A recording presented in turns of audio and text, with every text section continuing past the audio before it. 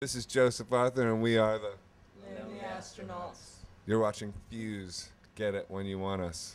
I've been trying to make this thing for years, but it's just been in the last year and a half that it's actually come together. A lot of the reason that it ended up happening now has to do with the Death Cab schedule and just the fact that we got done with the touring cycle for Plans at the end of 2006 and took the first 2/3 of 2007 off, and it seemed like if it didn't happen now, it wasn't going to happen for at least a couple more years. So that was a lot of it.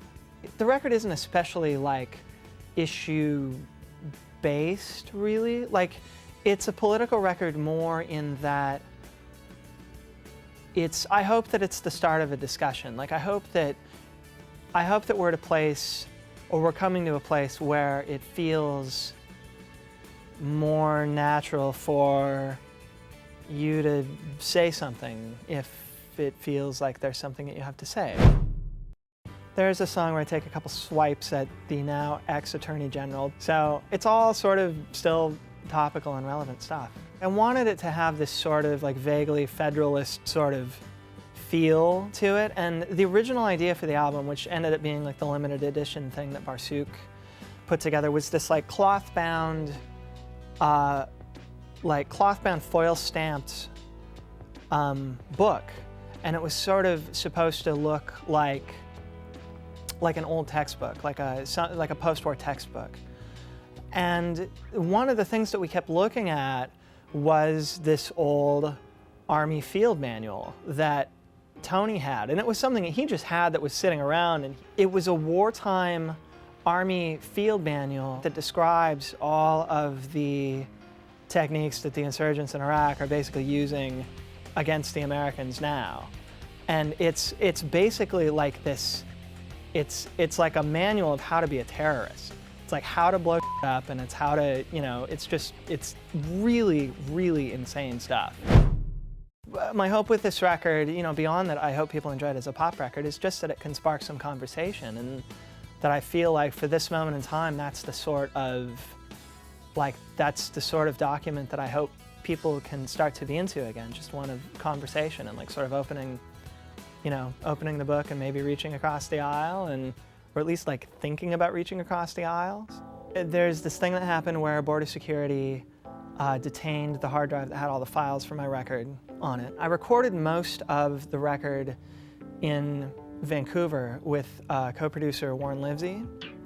He lives up there. And I couldn't hang around for mixes. I needed to go back to Portland to do some other work. So he mixed the record, and then I decided I wanted to do some remixes.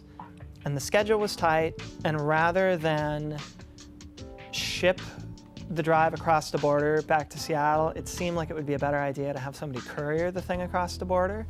And it turned out that that was the wrong decision to make. He didn't have the right paperwork, and he went to the wrong border crossing, and maybe he was just really nervous and creepy or something. But it was enough for border security to flag the drive and detain it, and for no other reason apparently than it just appeared to be like a business crossing that didn't have, it seemed to them like a commercial crossing where there wasn't commercial paperwork.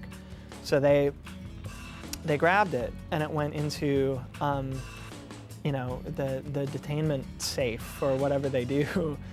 And we just didn't have any idea what was happening with it, because the guy who was bringing it across, he was the intern at the studio Warren was working at, and he kind of freaked out and flaked a little bit. So we didn't know how to get a hold of anybody or where the drive was or anything like that. So it took a good few months to actually figure out how to get the thing back, and to, for me to quit calling border security names and for them to quit calling me names. And it was really kind of ugly there for just a second, but I think we've got it all smoothed out now.